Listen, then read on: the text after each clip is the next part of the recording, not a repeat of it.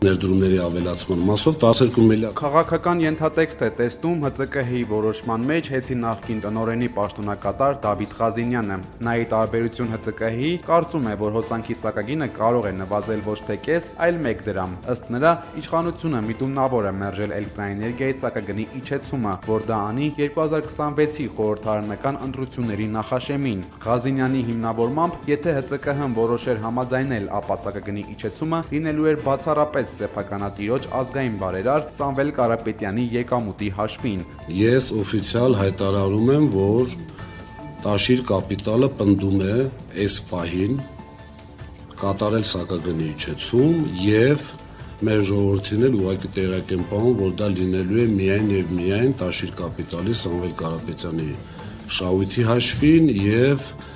այսպես որպեսի քաղաքական նախընտրական ինչ-որ բաներ չկառուցեն, հաշվի առնելով իրենց ունակությունները այդպիսի բաներ անելու, բերեն մի վիճակի, ասեն տեսեք, կառավարիչը եկավ, այսպես արեց, այնպես արեց, լավ աշխատեց, որի պատճառով սակագինի իջավ, մենք պնդում ենք, խնդրում եմ դուք էլ մեզ աջակցեք, պնդում ենք, որպեսզի շատ արագ կատարվի այդ փոփոխությունը եւ սակագնի իջեցում տեղ ունենա, հաշվի առնելով, որ մեր ազգաբնակությունը րոպե առաջ, օր առաջ պետք է ավելի էժան սակագնով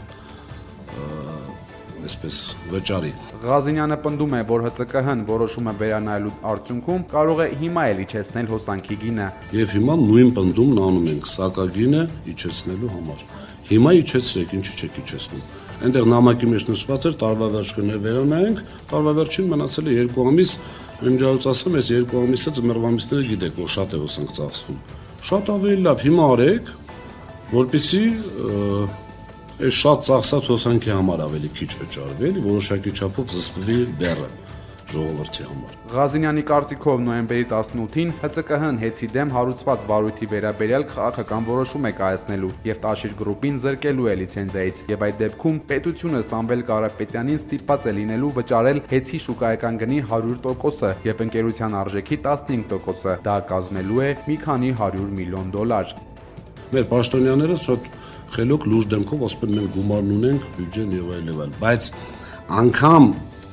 արտաքին պարտք ներգրավելու դեպքում էլ մենք բոլորս ենք դա վճարելու, ինչպես այսօրվա եղած արտաքին պարտքը։ Եթե ՀԾԿ-ն որոշի լիցենզիայից զրկել Տաշիր գրուպին, նաև պետք է որոշի, թե ով է շարունակելու կառավարել այն։ Այդ գործը ըստ Ղազինյանի կշարունակի անել այժմյան ժամանակավոր կառավարիչ Ռոմանոս Պետրոսյանը։